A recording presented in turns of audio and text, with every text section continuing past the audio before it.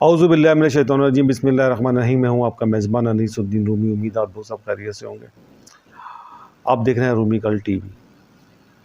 जनाब आला गुजारिश ये है, देखिए मुसलसल महंगाई का रोना है, मुसलसल महंगाई का रोना है, मुसलसल महंगाई की असल वजह है क्या? महंगाई की असल वजह मैं ख़ुद हूँ। इसलिए कि मैं जिस पार्टी से ताल्लुक़ रखता हूँ, जिस पार्टी को मैं वोट देता हूँ और जिनको मैंने अपने किस्मत के फ़ैसलों के लिए मुतय्यन कर लिया है, वो लोग तो तमाम समझ लें कि ठंडी लस्सी पीकर सो रहे हैं।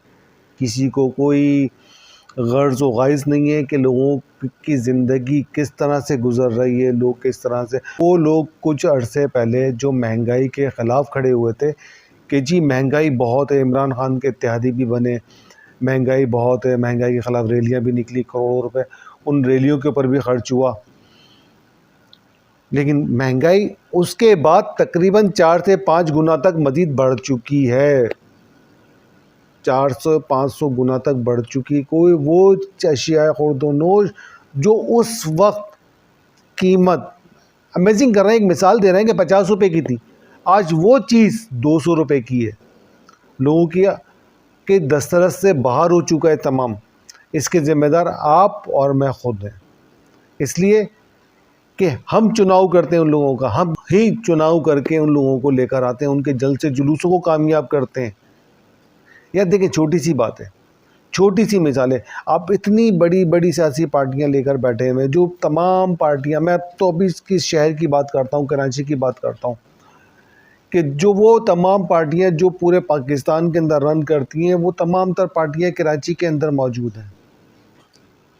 और कराची के मैंडेट के दावेदार जो हैं, जिन्होंने किसी के मैंडेट के ऊपर कब्ज़ा करने के बाद पहले वो इमरान खान साहब के इत्तेहादी बने, उसके बाद जो है महंगाई का रोना गाना करके वो उनकी हुकूमत से अलहदा हो गए। हुकूमत से अलहदा होने के बाद भी बहरहाल PDM के साथ बड़े मज़े कर रहे हैं, बहुत इंजॉयमेंट हो रहा है, 2 वजारतें लेकर बैठे हुए। क्या आपकी दस्तरस से बाहर है? आप बड़े लेवल पर ना जाएं यार, आप छोटे मुनाफाखोरों को अगर पकड़ लें, आप जो बिजनेसमैन है, जो मंडी के अंदर बैठे हुए लोग हैं, आप अगर आपके दस्तरस के अंदर हैं वो लोग जो इलाकाई होलसेलर्स हैं, जो आपकी दस्तरस, क्या आप उसको कंट्रोल नहीं कर सकते? या देखें, KMC के अंदर आपके लोग हैं, प्राइस एंड कंट्रोल के अंदर आपके लोग मौजूद हैं, फिर आप इस कंडीशन के अंदर होते हैं कि हुकूमत को धमकी देते हैं और अपने तमाम तर मुतालबात आप मनवा लेते हैं। वो पसे पर्दा क्या मुतालबात होते हैं वो तो खैर आप लोग जानते हैं, फिर अल्लाह जानता है। इस कौम को तो बेचारी को कुछ मालूम ही नहीं है कि क्या मामलात होते हैं, क्या नहीं होते हैं। दरअसल जो बिजनेसमैन, जो ज़ख़ीरा अंदोज़ और जो मुनाफाखोर आपका और हमारा खून चूस रहा है महंगाई की मद में, अशिया खुर्दोनोश में इजाफे की, वो तमाम तर सियासी पार्टियों का डोनर है, उनको अतियात देता है। वो जब वो उनको अतियात देता है तो तमाम कोई सियासी पार्टी जो है उसके ख़िलाफ़ आवाज़ नहीं उठा सकती। इसलिए वही मिसाल हो गई ना, जब मुंह खाता है तो फिर आँख शर्माती है। तो इस तरह से मामला तय होने वाले नहीं, इस तरह से कुछ कौमें तश्कील पाने वाली नहीं है, इस तरह से जो है आवाम को रिलीफ मिलने वाला नहीं है। एक महंगाई तो चलें ठीक है जी, IMF की पॉलिसी थी, आपने टैक्सेस में इजाफ़ा किया, आपने पेट्रोल के अंदर इजाफ़ा किया, ठीक है जी, वो तमाम तर चीज़ें अपनी जगह पर हैं। उसके बाद मुस्तकिल सोशल मीडिया के ऊपर आ रहा है, माह रमज़ान के बाद अशिया खुर्दोनोश, ख़ास तौर पे फ्रूट की जो कीमतें हैं, मंडी के रेट कुछ और हैं और यहाँ मुनाफाखोरों के रेट कुछ और हैं। तो इस पे खामोशी किस बात की है यार? खामोशी किस बात की है? ये सवाल, ये निशान है तमाम तर सियासी जमातों के लिए। अपने इलेक्शन के मामलात आते हैं, मेयरशिप चाहिए होती है या बल्दियाती सिस्टम होता है या कोई और मामलात होते हैं, तो धरने, जलसे, जुलूस बेतहाशा हो रहे होते हैं। लेकिन इस महंगाई के लिए कोई धरना नहीं है, जिसका ताल्लुक, देखें, जिस चीज़ का ताल्लुक बराह रास्त आवाम के साथ, तो मैंने कहा आफरीन है इस कौम के ऊपर, इस आवाम के ऊपर आफरीन है कि वो खामोशी अख्तियार की है। वो देख रही है इनको कि ये बल्दियाती इलेक्शन के अंदर खड़े हो रहे हैं, हमें सीटें नहीं मिली, हमारी सीटें कम कर दी गई, हमारे साथ धांधली हुई है, क्यों? कि मेयरशिप मिल जाए किसी तरह से। मेयरशिप मिलेगी भाई, तीनों पार्टियां मौजूद हैं, दोनों तीनों जो भी जीती हैं पार्टियां, उन्हें पता है मेयरशिप आएगी, करोड़ों अरबों रुपए के टेंडर भी आएंगे, फिर तमाम तर दोस्तों को भी नवाजा जाएगा। यानी कि सिर्फ मफादात की सियासत है, टोटल मफादात की सियासत है।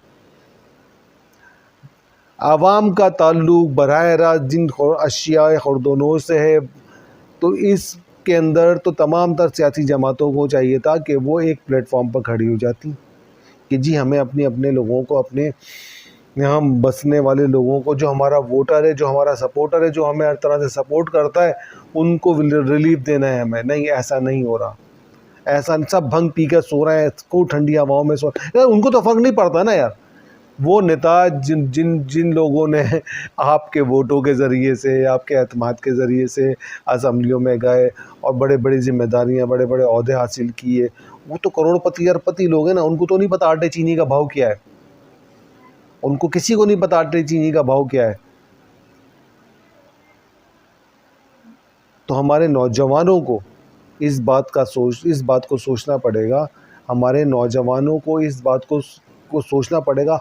वो सियासी पार्टियां जो इनको दावत देती हैं कि आए हमारी पार्टी का हिस्सा बन जाएं, आए हमारी पार्टी का हिस्सा बन जाएं, उनसे ये सवाल करें कि यार आपके पार्टी का हिस्सा बनने के बाद कौम को क्या रिलीफ मिल रहा है, लोगों को क्या रिलीफ मिल रहा है। हर चीज़ मादर पितर आज़ाद है। महंगाई बेकाबू हुई हुई है। एक तो महंगाई थी हुकूमत की तरफ से, उसके बाद 300-400% मुनाफाखोर जो चीज़ मंडी में 100 रुपये की है, 400-500 रुपये में लाकर मंडी से बेच रहे हैं। या वो किसके दस्तरस के अंदर होंगे?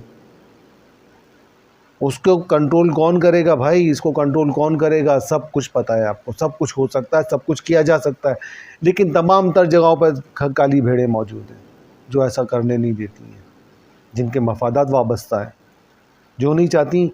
अच्छा, एक और चीज़ है, माह रमज़ान आता है।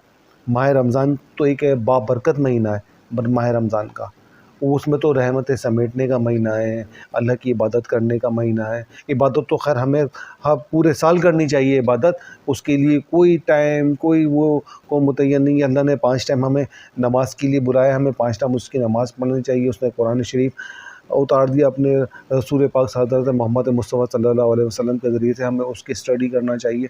लेकिन माह रमज़ान को ख़ास तौर पे इबादत का महीना, कुरान शरीफ का महीना करार दे दिया गया, रहमतों का महीना। लेकिन हमारे यहाँ एक कॉन्सेप्ट बन चुका है, तमाम ताजिरों का, तमाम सरमायादारों का, यहाँ तक कि रेडी वाले तक का भी, एक छोटे से छोटे और बड़े से बड़े, यार एक ही महीना तो आता है कमाने का, एक ही महीना। उनके कॉन्सेप्ट क्या है कि एक ही महीना आता है कमाने का। लोगों का नाजायज़ मुनाफा लो, नाजायज़ मुनाफा लेने के बाद आप नमाज़ें पढ़ो, रोज़े रखो, और कोई नमाज कज़ा ना होने पाए आपकी, फटाफट मस्जिदों के चक्कर काटो, लेकिन 100 रुपये वाली चीज़ आप 500 में बेचो।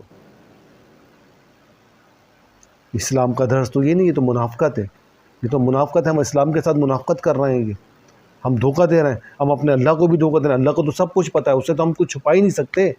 अल्लाह से तो हम कुछ भी नहीं छुपा सकते, उसको तो सब पता है। बहरहाल ये तमाम चीज़ें थी, उन तमाम तर पॉलिटिशियंस की, तमाम तर पॉलिटिकल पार्टियों की है कि ज़िम्मेदारी बनती है कि इन तमाम ग्रास रूट के ऊपर जाकर तमाम चीज़ों को कंट्रोल करें। अगर वो कंट्रोल नहीं करते तो इसका मतलब है दाल में कुछ काला है, या फिर पूरी की पूरी दाल ही काली है।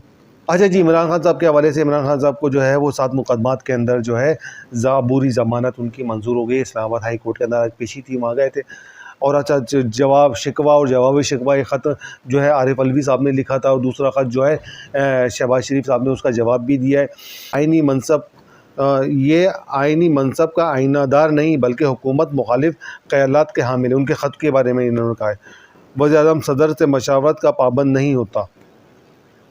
शहबाज शरीफ का ख़त है कि वज़ीर-ए-आज़म जो है वो सदर से मशावरत का पाबंद नहीं होता। यानी कि एक सदर और वज़ीर-ए-आज़म साहब के अंदर भी एक जंग लग गई है आपस में, एक सर्द जंग जो है। बहरहाल वो कैसे करेंगे कि आरिफ अलवी साहब का ताल्लुक़ तो PTI से था और बल्कि है भी, और शहबाज शरीफ साहब जो है इनको मुखालिफ है। तो वो किस तरह से आपस के अंदर जो है, अगर कोई सही एडवाइस भी करना चाहेगा तो ये जो पूरा का पूरा तब्बड़ है, समझे कि ये कुछ सोचने और समझने से कासिर है। ये पाए और छोले खा के इनके दिमाग के अंदर भूसा भरा हुआ है। सिर्फ इनके दिमागों के अंदर सिर्फ ये आता है कि पाकिस्तान के अंदर पैसे को किस तरह से बाहर भेजा जाए, किस तरह से कि उस पैसे को खैर मुंतकिल किया जाए। अरबों खरबों रुपए मुंतकिल कर चुके हैं ये लोग यार, अरबों खरबों रुपए मुंतकिल कर चुके हैं बाहर, और ये खरबों रुपए की जायदाद। ऐसा कौन सा फार्मूला है, ऐसा कौन सा कारोबार है जो करने के बाद तुम्हारे बच्चे पैदाइशी जो है अरबों खरबों-पति पैदा होते हैं। बहरहाल, अच्छा, वज़ीर-ए-आज़म शहबाज शरीफ साहब ये कहते हैं कि आइन के दिफा पर कारबंद हूँ, अच्छी वर्किंग रिलेशनशिप बनाने की कोशिश की, मेरे हल्फ के मामले में भी आप आइनी फ़राइज़ निभाने में नाकाम रहे। वज़ीर-ए-आज़म साहब का ये शिकवा है सदर साहब से। तो भारत सदर साहब ने एक मशवरा दिया था कि अगर इंतखाबात जो है वो वक्त पर ना कराए गए तो वो गैर आइनी इक़दाम होगा। तो उसके जवाब में उन्होंने ये ख़त लिखा है, लंबा चौड़ा ख़त है थोड़ा सा, इस पर भी बाद में डिस्कस करेंगे अगर ज़रूरत पड़ी तो। अच्छा, आसिफ ज़रदारी साहब की दुबई के अंदर सर्जरी हुई है, सर्जरी काफ़ी कामयाब हो गई है और वो काफ़ी उनकी तबीयत बेहतर है, और उनके बेटे बिलावल भुट्टो साहब भी उनके साथ दुबई के अंदर मुकीम है। अच्छा, राना सनाउल्लाह साहब के हवाले से एक बात है कि उन्होंने भी बड़े धमकी हमें दोनों तरफ से जो है मुकालमे चलना है। राना सनाउल्लाह को तो आप पूरे पाकिस्तान को पता है कि राना सनाउल्लाह साहब जो है पंजाब के जो डॉन जिसे कहते हैं, डॉन या गैंगस्टर टाइप के मुबैना तौर पर वो इस टाइप के लोग हैं ये। बहरहाल, अब वो कह रहे हैं कि अब इमरान रहेगा या हम अगर समझेंगे हमारे वजूद की नफ़ी हो रही है तो हर हद तक जाएंगे। अब कह रहे हैं कि मामला पॉइंट ऑफ नो रिटर्न से बहुत आगे जा चुके हैं वज़ीर दाखिला राना सनाउल्लाह साहब, यानी काफ़ी धमकियाँ मेज़ मामला। अच्छा, ईरान और सऊदीया के साथ भी मामला कुछ तय पा रहे हैं कि उनकी दोस्ती के भी मामला हो रहे हैं। ईरान और सऊदी दोस्ती में उम्मत मुस्लिमा की मजबूती होगी, पाकिस्तान में अमन आएगा। अच्छी चीज़ है, ईरान और सऊदीया के अंदर के मामला में दोस्ती अगर वो होती है तो तमाम मुस्लिम ममालिक को एक प्लेटफॉर्म पे इकट्ठा होना चाहिए। एक प्लेटफॉर्म पे इकट्ठे होंगे तो फिर किसी जिद्दाली फितने का मुकाबला कर सकेंगे, या फिर आगे आने वाले चैलेंजेस का मुकाबला कर सकेंगे। अच्छा, एक और चीज़ जो रोज़ाना की गुफ्तगू में भी होती है मेरी, और अक्सर मैं करता हूँ, कि शहर के अंदर टारगेट किलिंग का जिन जो है वो बेकाबू हो चुका है। टारगेट किलिंग भी है, हो रही है शहर के अंदर, और दूसरा स्नैचिंग के दौरान, मोबाइल छीनने की वारदात के दौरान, लोगों से पैसे छीनने की वारदात के दौरान लोगों को कत्ल किया जा रहा है। एक वीडियो आई थी अभी थोड़ी देर पहले, मैं देख रहा था एक वीडियो कि जिसमें दो मोटरसाइकिल सवार आए, उन्होंने एक बुज़ुर्ग इंसान के पीछे उन्होंने मोटरसाइकिल साइड में लगाई, वो लड़के उतर के गए वहाँ पर, उन्होंने कुछ वो किया, तो बुज़ुर्ग हज़रत साहब जो थे वो थोड़े से जज्बाती, उन्होंने थोड़ा सा थप्पड़ मारने की कोशिश करी, तो हाथापाई हुई और वो लड़के पीछे की तरफ गए, और उन्होंने जो है उस दूसरे बंदे से पिस्टल लिया और पिस्टल लेकर उनको गोली मार दी और वो शहीद हो गए। शहर में बहुत, शहर क्या, गैर मुकामी डाकू, गैर मुकामी फ़कीर, गैर मुकामी सब कुछ है यहाँ पर, गैर मुकामी पुलिस है, सब कुछ। जब गैर मुकामी होगा तो फिर मुकामियों को तहफ़्फ़ुज़ कहाँ से मिलेगा? मुकामी तो बेचारे परेशान रहेंगे, अपने मोबाइल भी छीनते रहेंगे। कि बड़े अफसोस की बात थी कि हमारे एक पुलिस के एक बड़े ओहदेदार ज़िम्मेदार साहब ने ये बात कही थी कि अगर कोई अब आपसे मोबाइल छीनता है, कोई पैसे छीनता है, तो आप मज़ामत ना करें, खामोशी से उसको दे दें। इसका क्या मतलब है कि उनकी हौसला अफजाई करें। दफ़ा 144 के तहत आपने पाबंदी लगा दी है कि कोई भी जो है लाइसेंस याफ्ता असला शहरी अपने साथ लेकर नहीं घूम सकता, वो अपना दिफा नहीं कर सकता। आपने पाबंदी लगा दी और डाकू यहाँ पर आज़ाद घूम रहा है। उसके पास 144 का निफाज उसके ऊपर नहीं होता, उस डाकू के ऊपर नहीं होता 144 का निफाज। उसको लाइसेंस दे दिया, सिंध गवर्नमेंट ने लाइसेंस दे दिया उसको कि वो यहाँ के लोगों की जान ले, यहाँ के लोगों का मोबाइल छीने, यहाँ के लोगों का पैसा छीने। पुलिस को देखना पड़ेगा, पुलिस के अंदर मौजूद काली भेड़ों को निकालना पड़ेगा, तब जाकर किस शहर के अंदर अमन कायम हो सकता है। फर्दर यहाँ के लोग मरते रहेंगे, लुटते रहेंगे और बर्बाद होते रहेंगे। इंशाल्लाह दोबारा फिर हाजिर होता है। अपना बहुत ख्याल रखिएगा। पाकिस्तान जिंदाबाद, पाकिस्तान पाइंदाबाद। अल्लाह हाफिज़।